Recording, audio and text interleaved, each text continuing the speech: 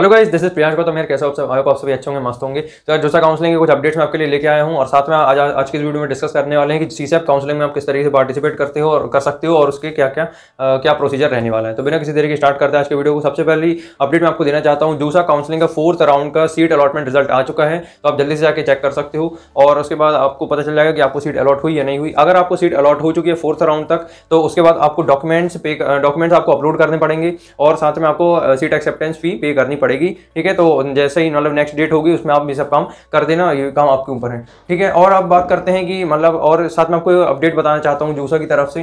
देखो यार 6th round के बाद यानी कि 18 नवंबर को 6th राउंड की मतलब लास्ट राउंड रहेगा। 6th राउंड यानी कि 18 नवंबर को रिजल्ट आएगा उस दिन 6th राउंड का।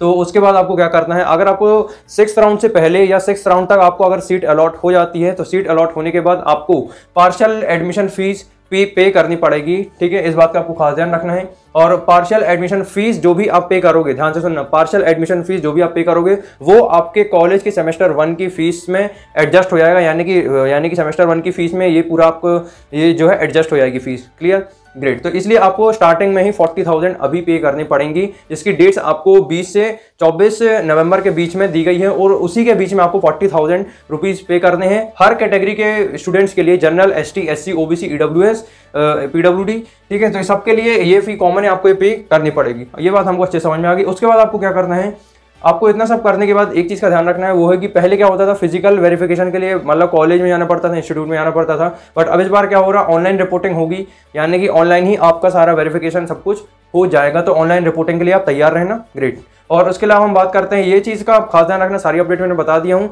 अब एक चीज़ का ध्यान रखना, राउंड 4 का रिजल्ट आ चुका है, तो इसमें हो सकता है थोड़ा सा कट ऑफ इसका थोड़ा सा डाउन गया हो। ठीक है, तो राउंड 5 राउंड 6 तक आते आते आपको काफ़ी चेंजेस देखने को मिलेगा, है ना। जैसे ऐसे क्या करेंगे, काफ़ी लोग सीट विड्रॉ करेंगे, है ना, तो सीट वैकेंट होंगी, तो राउंड 5 राउंड 6 तक आते आते आपको वो कॉलेज मिल सकता है। इस बात का आपको खास ध्यान रखना है। कट ऑफ एकदम से कम नहीं होगा, 5th राउंड तक 6th राउंड तक आते आते कट ऑफ डाउन जाएगा। ग्रेट, इस बात का ध्यान रखना। और अगर इन केस 6th राउंड में भी आपको कॉलेज नहीं मिलता है तो सीसैप राउंड में पार्टिसिपेट आप कर सकते हो, जिसकी अभी हम बात करने वाले हैं। सीसैप राउंड यानी कि एक बात हमको समझ में आ रही है कि 18 नवंबर के बाद यानी कि 4-5 दिन उसके बाद यानी कि 3rd वीक ऑफ अक्टूबर को सीसैप काउंसलिंग स्टार्ट हो जाएगी। अभी डेट्स आई है, जैसी डेट्स आएंगी मैं आपको इन्फॉर्म कर दूंगा। अब एक चीज़ आपको समझनी है कि सीसैप राउंड जो होता है बेसिकली ये उनके लिए होता है जो NIT, IIT, GFTI में जाना चाहते हैं। इसमें IIT पार्टिसिपेट नहीं करता। NIT, IIT, GFTI में जाने के लिए आपको सीसैप काउंसलिंग से गुजरना पड़ता है। ग्रेट। और इसकी जो काउंसलिंग होती है टोटल 6 राउंड मतलब टोटल 2nd राउंड तक होती है। जोसा की 6th राउंड तक होती है और सीसैप की 2nd राउंड तक होती है। जो भी सीट्स वैकेंट हो जाती हैं NIT, IIT, GFTI में बचे जाती हैं जो सीट्स, वो सीट्स आपको सीसैप राउंड के थ्रू मिलती हैं।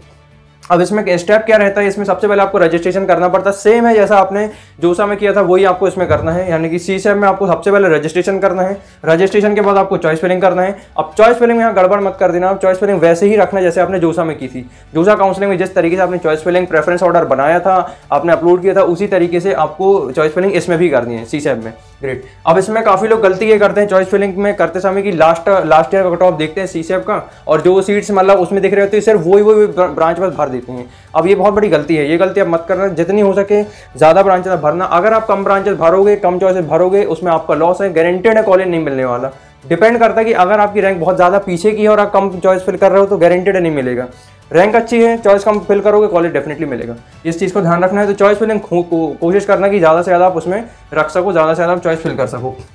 अब इसमें ध्यान ये रखना कि होता क्या है कि 5th 6th राउंड तक आते आते काफ़ी लोग क्या करते हैं, सीट्स छोड़ते हैं, उनकी अपग्रेड हो जाती है तो वो सीट वैकेंट रह जाती है। अब वो वैकेंट रह जाती है तो आपको सीसैप के थ्रू मिल सकते हैं। इसीलिए सारी ब्रांचेस, सारे ही कॉलेज जितने हो सके सब भर देना। ग्रेट, ये चीज़ मैं आपके ऊपर छोड़ रहा हूँ।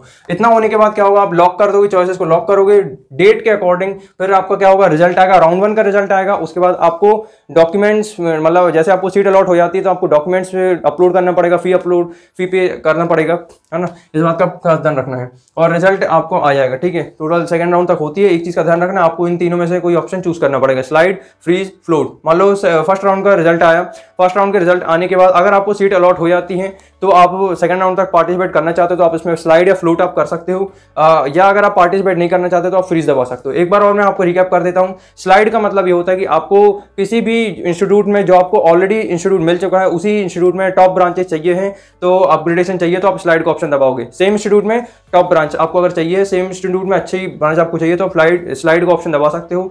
फ्रीज के लिए क्या है कि आपको सीट अलॉट हो गई, उसके बाद यानी कि आप उस सीट से सेटिस्फाइड हो, अब आगे पार्टिसिपेट आप नहीं करना चाहते तो फ्रीज का ऑप्शन आप दबा सकते हो, चूज कर सकते हो। और फ्लोट के लिए क्या करना पड़ेगा, अब आपको अगर मतलब बहुत लो कॉलेज मिला हुआ है, मतलब लोअर कॉलेज मिल गया है, लोअर ब्रांच मिली है और आप चाहते हो कि आपको नेक्स्ट राउंड में थोड़ा सा अपग्रेडेशन मिल जाए, यानी कि ब्रांच भी आपको अच्छी सी मिल जाए, उससे अच्छी मिल जाए और आपको थोड़ा कॉलेज भी अच्छा चाहिए, तो आपको फ्लोट का ऑप्शन दबाना चाहिए, है ना। और अगर ऑलरेडी कॉलेज अच्छा मिल गया, उसी कॉलेज में आपको अच्छी ब्रांच चाहिए तो आप स्लाइड का ऑप्शन दबा सकते हो। ग्रेट, आई होप आपको ये तीनों चीज़ अच्छे से समझ में आ गई होगी। ध्यान इस बात का रखना है कि चॉइसेस ज़्यादा से ज़्यादा फिल कर देना, ठीक है। और कॉमन डाउट जो होते हैं काफ़ी लोग के, आप में से मैं कोशिश करूँगा कि क्लियर कर दूं। यार देखो, आपने काफ़ी लोग पूछते हैं कि भैया हमने जोसा काउंसलिंग में पार्टिसिपेट नहीं किया, क्या हम सीसैप में पार्टिसिपेट कर सकते हैं? तो इसका जवाब है एब्सोल्युटली येस। आप सीसैप में डायरेक्टली पार्टिसिपेट कर सकते हैं अगर आपने जोसा में पार्टिसिपेट नहीं किया है तो भी।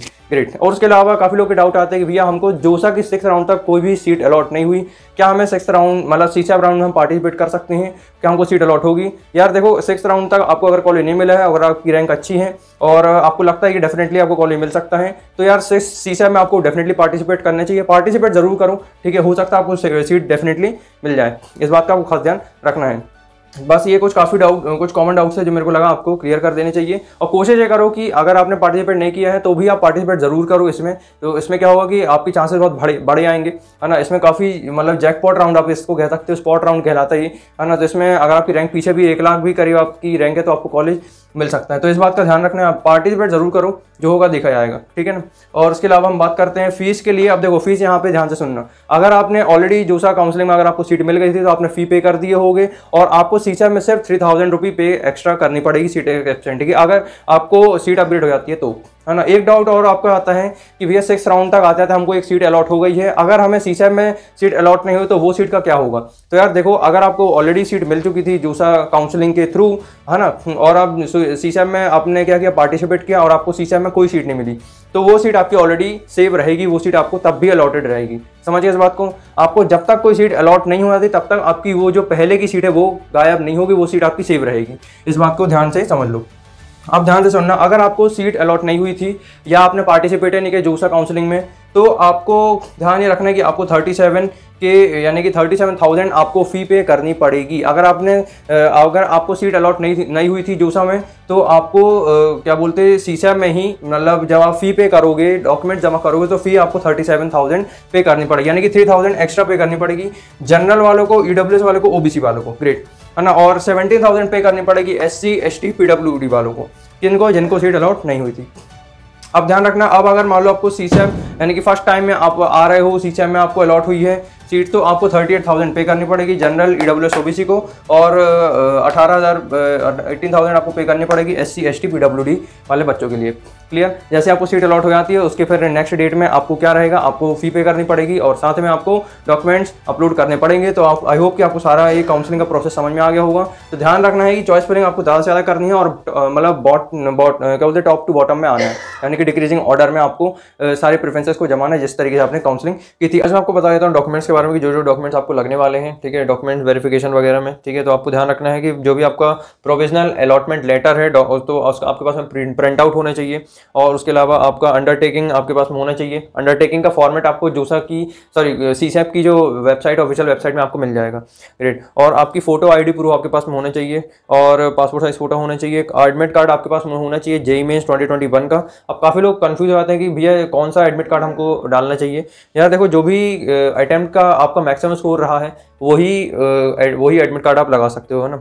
और जिसमें मतलब मैक्सिमम स्कोर था वही अटेम्प्ट आप लगा दो। और स्कोर कार्ड JEE मेंस का आपके पास होना चाहिए। JEE मेंस का स्कोर कार्ड जो था रिलीज हुआ था वो आपके पास में होना चाहिए, है ना। और क्लास 10th की आपके पास सर्टिफिकेट और मार्कशीट ये होना चाहिए, है ना। और इसमें आपका 12th क्लास का भी होना चाहिए और सर्टिफिकेट होना चाहिए, मार्कशीट होना चाहिए। और उसके बाद फिर आपके पास प्रूफ होने चाहिए, जो भी आपने फीस सबमिट की हुई है उसका प्रूफ होना चाहिए, ठीक है। कैटेगरी सर्टिफिकेट, कास्ट सर्टिफिकेट, ये सारा आपके पास में होना चाहिए। इसका सबका सारा फॉर्मेट आपको सीसैप की वेबसाइट में मिलेगा, ब्रोशर आप जाके चेक कर लो, आपको मिल जाएगा, लास्ट में एकदम दिया रहता है, उसको हम उससे आप मतलब वो कर सकते हो, हेल्प ले लो। और उसके अलावा आपके पास PWD वाले, अगर आप स्टूडेंट हो तो आपको PWD का सर्टिफिकेट आपको आपके पास में होना ज़रूरी है, तो वो आपको अपलोड करना पड़ेगा। और आपके पास में पासपोर्ट साइज़ होनी चाहिए 1, ठीक है, और पासपोर्ट साइज़ 1 होनी चाहिए, जो कि आपने JEE मेंस में पोस्ट करी हुई थी, जो JEE मेंस में जो आपने मतलब लगाई हुई थी, वही पासपोर्ट साइज़ फ़ोटो आपके पास में होनी चाहिए। और उसके अलावा जो भी आपकी चीज़ें हैं वो आपके पास में होने चाहिए, है ना। और आपका डोमिसाइल, अगर आपसे हो तो आपके पास में डोमिसाइल होना चाहिए, है ना। परमानेंट रेजिडेंट सर्टिफिकेट आपके पास में होना चाहिए।